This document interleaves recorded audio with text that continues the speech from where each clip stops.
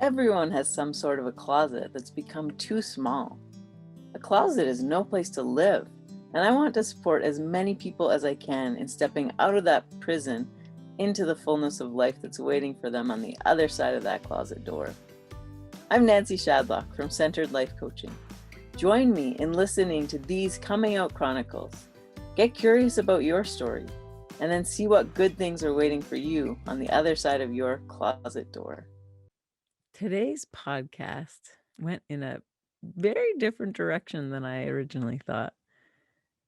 It ended up that I shared a little coming out story of my own. So you'll have to listen along to find out what that was.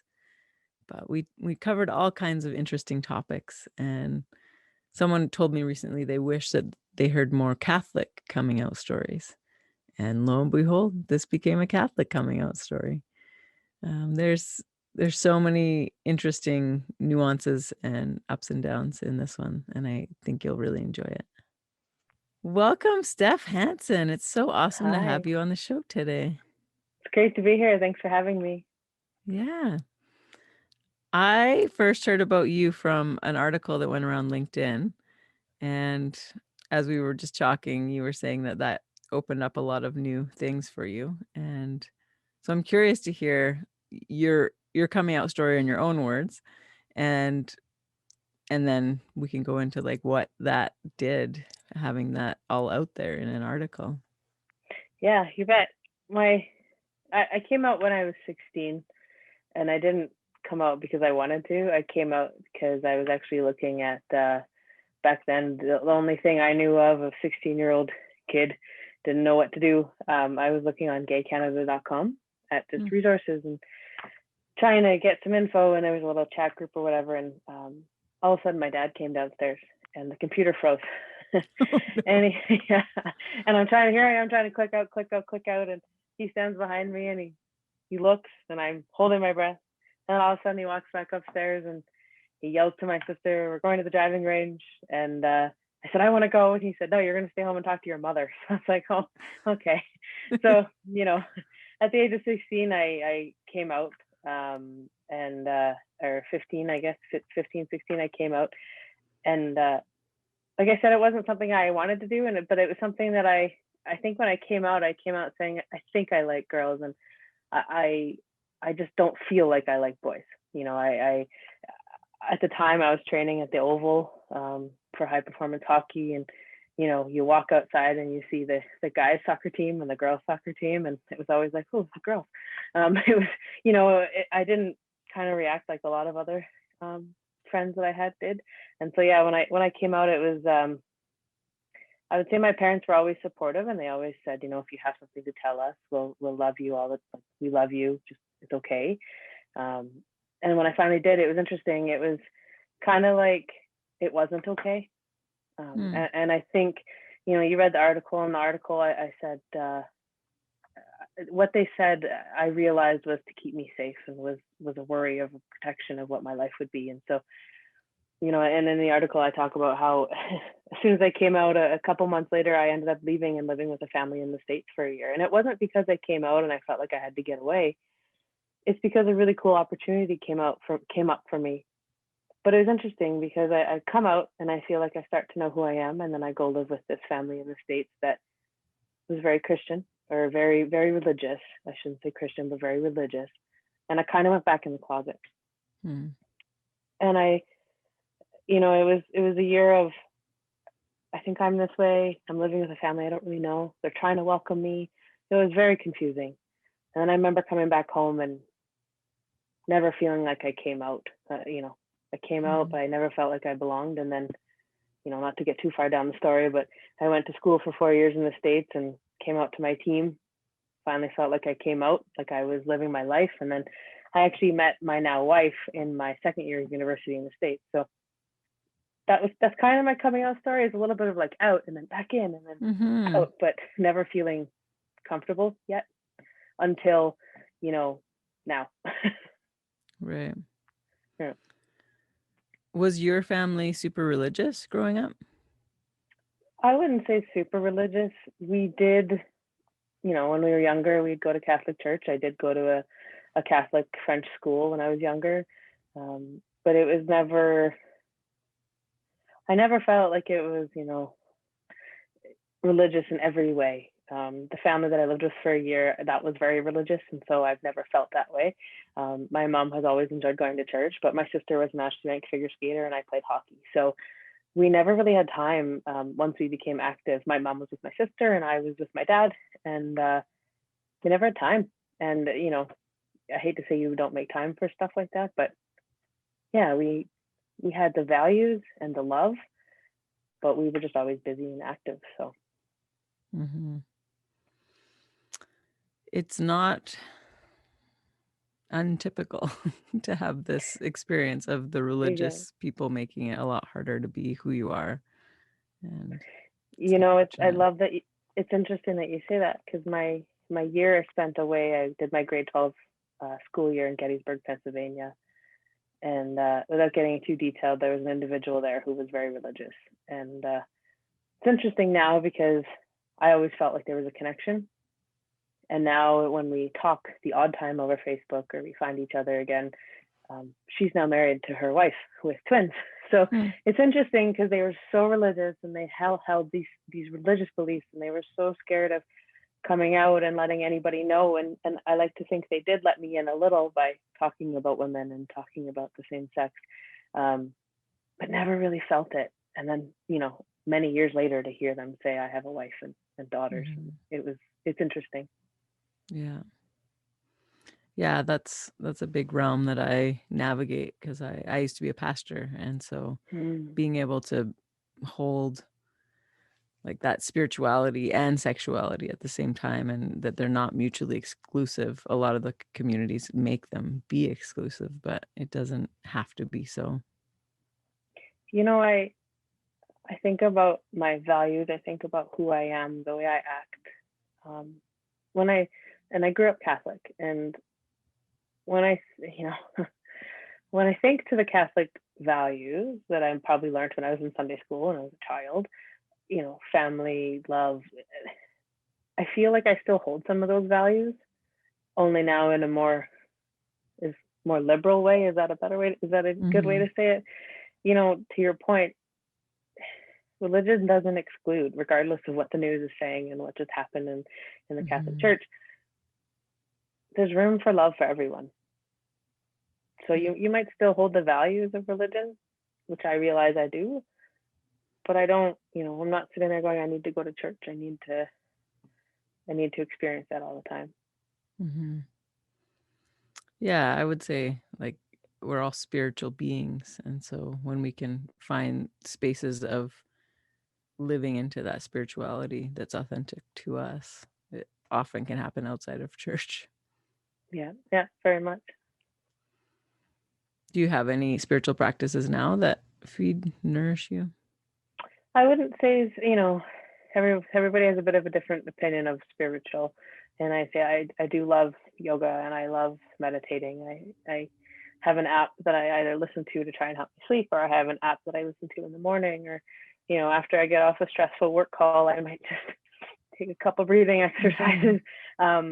But I wouldn't say, a dedicated church spiritualist. That's kind of, if that's an answer. And then, yeah, I do enjoy my yoga. And like I said, I played hockey and I was a high performance athlete for 16, 17 years. And so I have a lot of sports psychology background as well, and a lot of understanding on how to cope with certain things, or breathing exercises or what have you. And I also have ADHD, which I only realized or only found out a year and a half ago, and chose to medicate for it.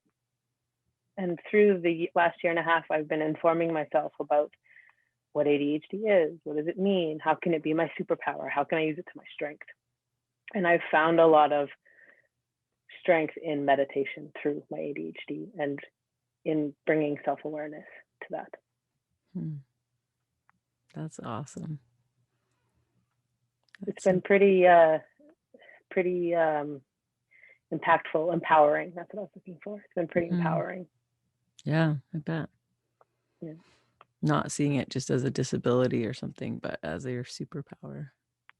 Yeah, and it's there's this new app out there called Clubhouse that I've been on a little bit, and it's quite interesting to chat and to hear people and to join some ADHD rooms and see people in their profile, and they all have powered by ADHD. A lot of people that are joining these ADHD rooms, obviously, or my superpower is ADHD. And I'd say, I looked at that a couple times and I was like, not sure. And then I kept looking at it and I thought, you know what? It is a superpower. I go back to all those times when I wasn't sure of who I was. I had low confidence, really low self-esteem.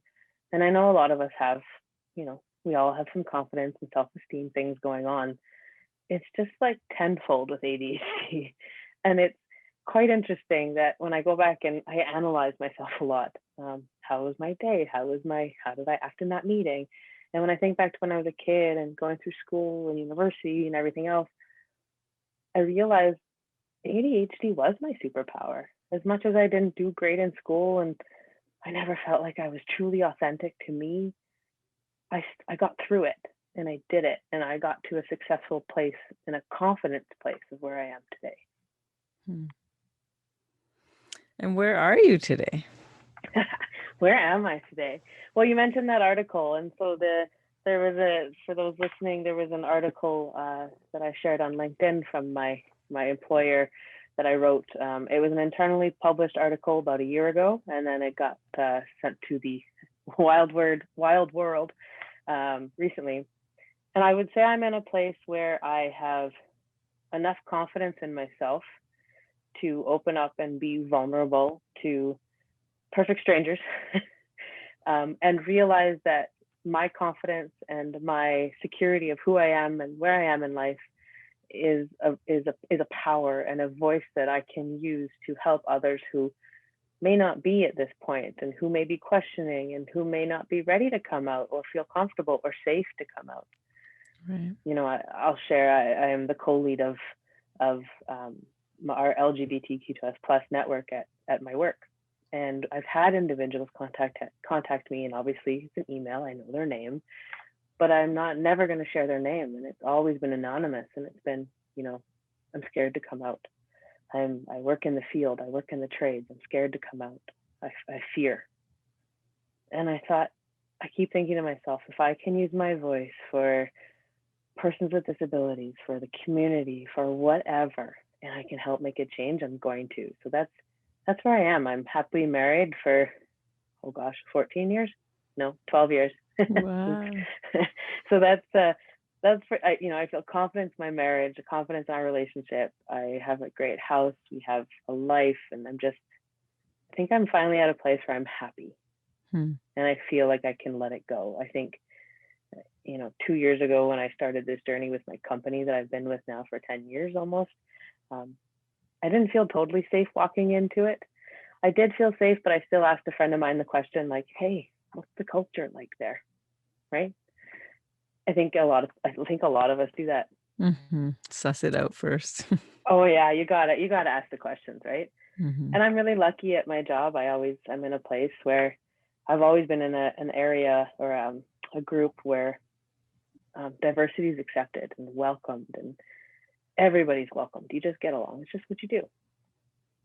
But there are other parts in the company where that's not the case. And so again, 2 years ago when I reached out and said, I want to do something, what can I do? And then I've just kind of ridden the wave since then. And we're at the place where we are now with a budding group, and I'm confident. And I'm, like I said to you, I'm an open book, pretty much share anything. So yeah, that's where I am. That's awesome. So inspiring for people that are like on that ledge teetering and like, I feel like I should come out, but it's too scary and feels like my whole life might implode if I do that. But to hear now you like so much has opened up for you. It's a beautiful A lot has opened up. I mean, don't get me wrong, for those listening, it's scary. I mean, when that computer froze and my dad was standing behind me, I was like, my stomach was doing backflips. I wasn't sure what was going on.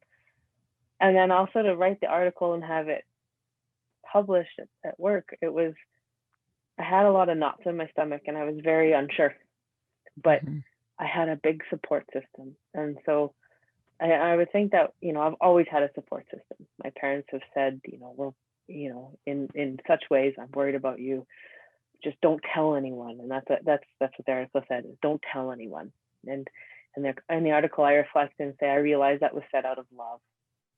I was there at the time, 16-year-old child or daughter going off to live in upstate or in Pennsylvania with a family that I didn't know. And so it was said in protection and said in love, but in reality, it kind of gave me a complex of literally don't tell anyone. You never know what's going to happen. And I have to say I'm coming from a place of positivity. And I always have to say that when I'm talking about this, because I'm lucky I didn't get thrown out. Sure, I lost some friends, but were they really my friends anyways? Yeah. But yeah, I'd say, to anyone on the fence, it feels amazing to come out. It also feels amazing to have somebody that you can talk to, that you can trust, that isn't going to talk about your name. They're not going to say who you are. And to that, I hope you can find someone like that, because I had someone like that for a little bit. I've been that person for others, and it feels awesome to be that person for others. I'm not saying I'm an expert. I'm just saying I can talk from my experience. Mm-hmm. Yeah. I think that's a key piece in coming out, is having some kind of safety, like feeling like it's safe enough, I can do that now. And Yeah. if you don't feel that, don't do it yet, because it can be really scary. It can be, but and find the areas where you can. Mm-hmm. We do have people that are part of our network, and part of our network is it's to the employees, but there's a little piece that is meant to be just for the community. No names get talked about, nothing. It's our community group. And there's some people in the group that it's been interesting for them, because they work from home now, and they're having these conversations with our community group, but they're not out at home. And so although they don't live with their parents, sometimes their parents are there, or sometimes you never know, right? So it's been interesting, because it's brought this whole other dynamic of people that were so used to being themselves at work, and then they've been shoved in at home, and maybe not working in the office, and now they can't. So I've loved being that person that they can reach out to. Mm-hmm. If you could have like a huge gift of some kind of support in that LGBT group in your organization, what would you want? That's a really good question. I think I would just, and I don't know, it's not necessarily a physical gift. I just would want all the employees to feel like they can come together and be themselves. And I work at a company that has a lot of tradespeople in them, and I am being very general here, but a lot of the trades aren't welcoming. And so I would love the gift of acceptance everywhere, regardless of what department, what age, what range, what culture, what religion, you name it. It is. Does that make sense? Mm-hmm. And you're experiencing that right now in your own smaller group? Yeah, we are a little bit. It's a large company that I work for, and it's oil and gas. And there are other industries that are further ahead than oil and gas. But all companies do what they do, and we've been on an amazing journey. I've been part of an absolute amazing journey, and I feel so very lucky to be on all these journeys, and even talk with other companies about their journeys through a connection network that we have, to learn what they've done, and to beg, borrow, and steal. Actually, a friend of mine calls it case, copy, and steal everything. If it works somewhere, let's see if it works over here. So let's take it and try it. And it's a great community. We're all willing to try and then share that. So where we are experiencing it, we're trying to brainstorm ways on how we can best approach different areas. And every area takes a little bit of difference, and everybody takes a little bit of time to come along on their own journey too. So that's the other thing we have to remember is everybody's on their own journey. Yeah. That's awesome. Yeah. If somebody's listening and they've just discovered they have ADHD, what would you recommend for them as far as like figuring out their superpowers? I would become aware. What does ADHD bring on? What are the traits of ADHD? A lot of people sit there and say, I've heard a lot of folks say, I have ADHD, and then I hear them more and I realize they've not been diagnosed. And it's like somebody is saying, well, I have OCD, and just like throwing it out there. Right. If you truly do think you have ADHD, you can ask your doctor to get tested. They'll give you a test with a bunch of questions, and you can choose to medicate or not. But there's a book, and I'm just looking to see if I don't remember where it is. It's not there. There's a lot of books out there, and I know people are like, oh, sometimes books, either they don't like to read it, or hey, put it on a podcast and take a listen, right? Just like this, or put it on a buy the audio book. I learned what ADHD was because I didn't know what ADHD was. And when I walked into my doctor and I walked in and I said, I'm depressed. I can't get off the couch. I need help.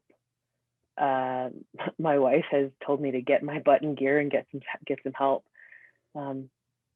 If you feel like you have no motivation and you're depressed and you get in your own way and you can't get out of your own way, it might be worth asking to get tested. And when I asked my doctor what was wrong and something was wrong, and I told her this, she's known me since I was a child.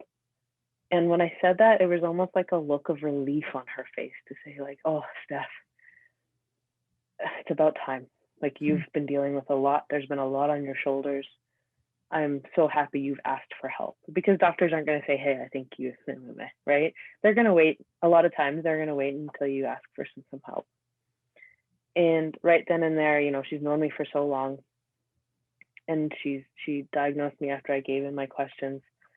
And she suggested too that I look up a bunch of resources. And sure, there's a lot of stuff online, but there's some really good books.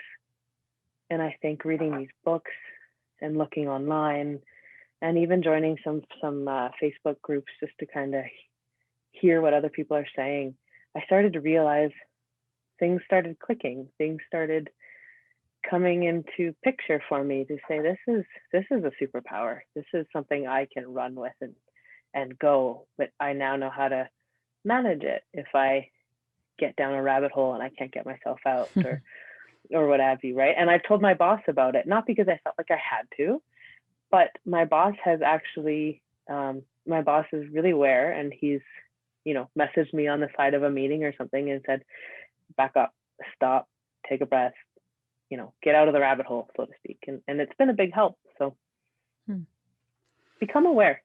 Yeah. I think. Yeah. I think that you're leading me right into my next coming out chapter. This There you is go. the question that I ask people usually at the end of the podcast, but it's something that I have held close for myself and haven't shared with my audience. So I also recently discovered that I have ADHD. There you go. My wife has had it for years, and has in the last year or so been like working really hard at getting the right dose of medication and working on skills and things like that. And so I was like, okay, how can I support her? So I got into this Facebook support group for partners of ADHD people. And as I was listening, I was like, oh, all of the frustrations that they have with their ADHD partner are the things that I do that frustrate my wife. So I was like, maybe I should go talk to my doctor and do that questionnaire. And I did. And yeah, sure enough, I have it and have started medication and trying a couple different doses of things. And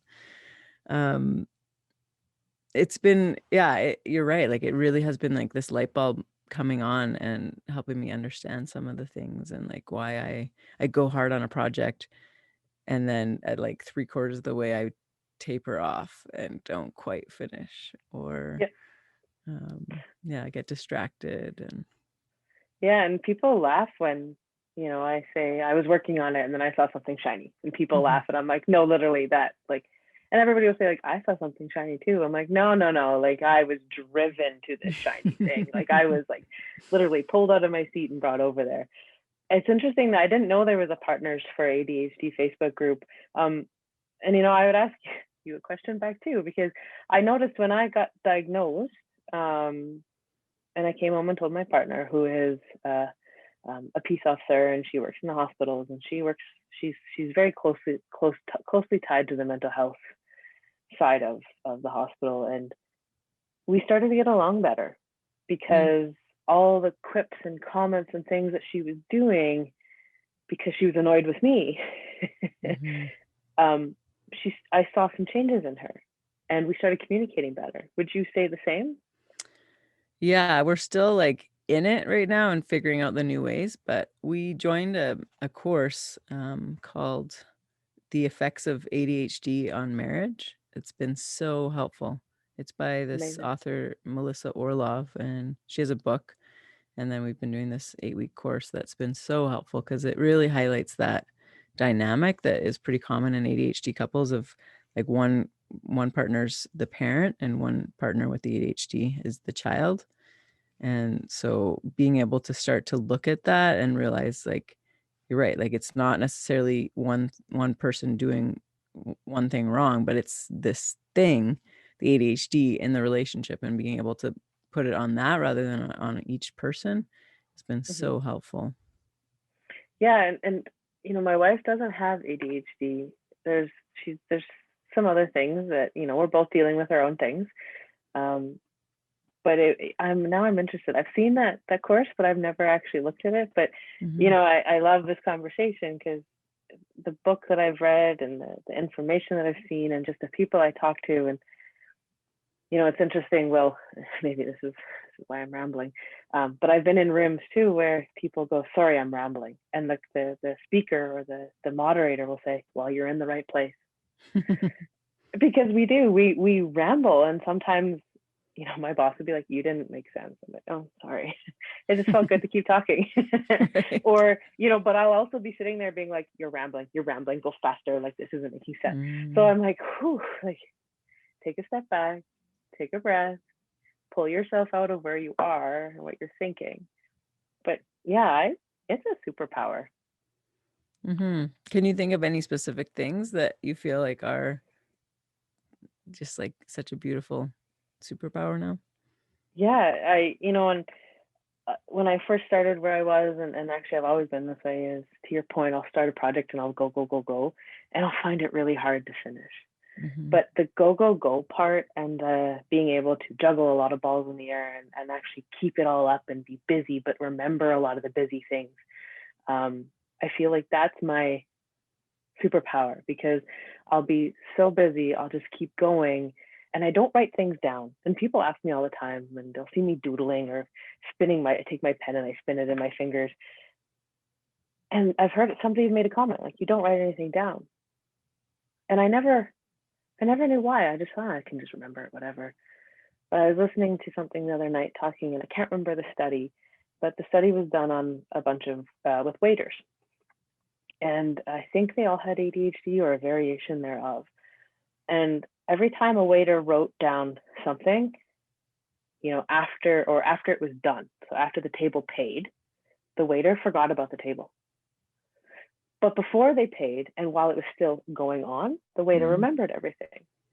And so I find sometimes when I write things down, when I sat there and really like reflected and sat with it and kind of mulled it over, I thought, yeah, when I write things down, sometimes they're just gone.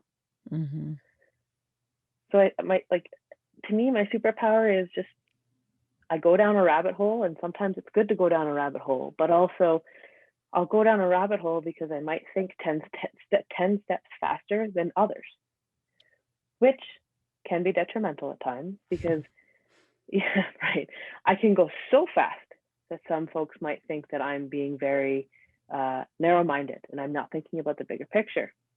But in actuality, I've already thought about the bigger picture 5 seconds ago, and now what's coming out of my mouth in 10 seconds is going to have considered these 10 things, and I'm going to tell you the process to get to where you need to go. But you're going to sit there and question me, and I'm going to get frustrated. Where, don't get frustrated. I'm realizing I do talk faster or think faster and make connections faster than others. And that's just, yeah, a couple things, my superpower, those things. One of the things that's come up in the course is spontaneity. And like, that's something that I would say my wife really was drawn to about me when we first met. And now it's like, oh, the spontaneity is too hard. And so being able to look at, like oftentimes the things that we're drawn to in someone when we first meet can become the things that grate on us down the road. But then when we can go back into, okay, like how can we capitalize on each other's spontaneity? And so maybe it's like planning that every Wednesday night at this time we'll have a date, and then be spontaneous about what it is. And then it kind Yeah. of bridges both needs. Yeah, and still making that time. If it's interesting, I used to be the spontaneity type, and now I'm the like, let's go sit on a beach in Maui type, like not do anything. Whereas my wife was always like, let's do, and that drove me nuts. But this, I'm the cautious type as well. So if I don't feel something is right, I'm gonna dig my heels in, and I'm not doing it. I think of when we were on vacation, and my wife wanted to go climbing down these rocks to go do something, but it was raining and it was wet, and there's a bigger story to this. But I was like, nope, I'm not doing it. And I was probably acting like a child. And this is before I knew anything about ADHD, no idea. And now when I reflect on it, because I was like, I'm not going down there, the rocks are slippery. But when I reflect on it, yeah, I went down a rabbit hole there. I couldn't control my emotions. I turned into a child. I got frustrated because I couldn't express my words. Kind of threw like an adult tantrum, if you want to put it that way, right? And I realized I probably could have handled it a different way, but they say it's not something, to your point, it's not something to be ashamed of. It's not a disease. It's not a detriment or a disability. It's something to be harnessed and fostered and understood. And I think we all have tools of ways to manage our time. We've all heard it. Just write it down. Just plan it out in your calendar. Just book some time. But sometimes the tools that we have will never work because we have greater stresses in our lives as adults. And it doesn't matter what we do, we just cannot enforce those tools or use those tools to the capabilities and extent. And some people say, I will never medicate for my ADHD. That's great, awesome. I'm not. Sometimes I don't take it, and that's cool. My wife knows when I don't. I know when I don't. But I needed help with the tools, and we all just sometimes need help, and that's what the medication for me is. Mm-hmm. Do you find exercise helps too? Exercise helps, and it's interesting that you bring that up. Like I said, I was an athlete for 16 high performance athletes. I was a goalie actually for 16, 17 years, and my body hurts now. Everything hurts. I also played softball, and I was working out. I would say, 5 years ago, I was working out almost every day in the morning at a boot camp, and then I had an incident where I cut my hand and I lost use of my hand for about 8 months. I had to learn how to use it again. And I was getting better. I was getting back and I was working out. And then I fell off my bike 2 years later and dislocated my elbow. Surgery again. And so now I'm at the point where it was around the elbow dislocation. It was about a year after that I was like, something's wrong. I'm depressed.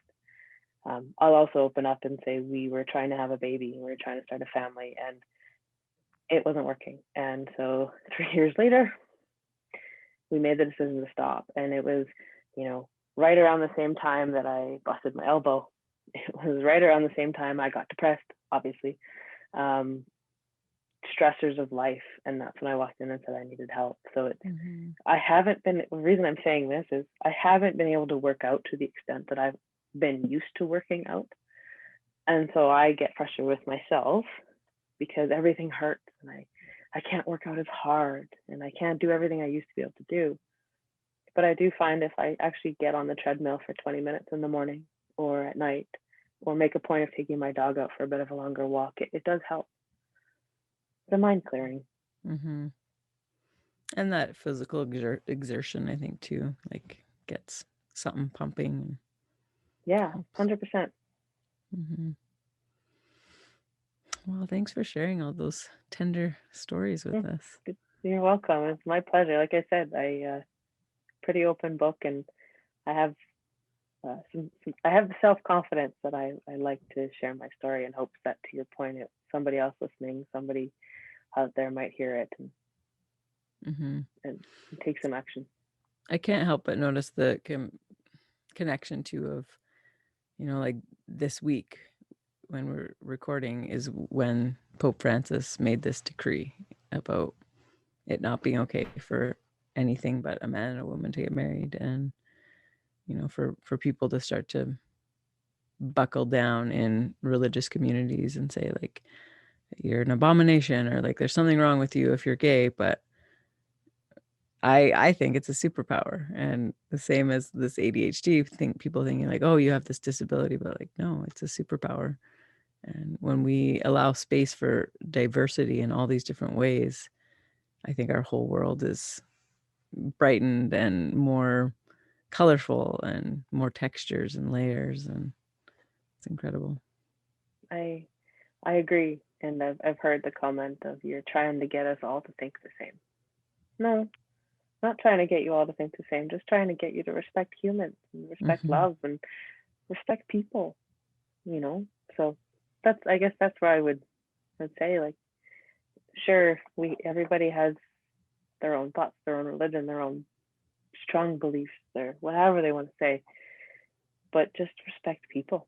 That's my, it doesn't matter color, race, age, religion, you name it. Just respect people. And people ask me, how do I be a better ally?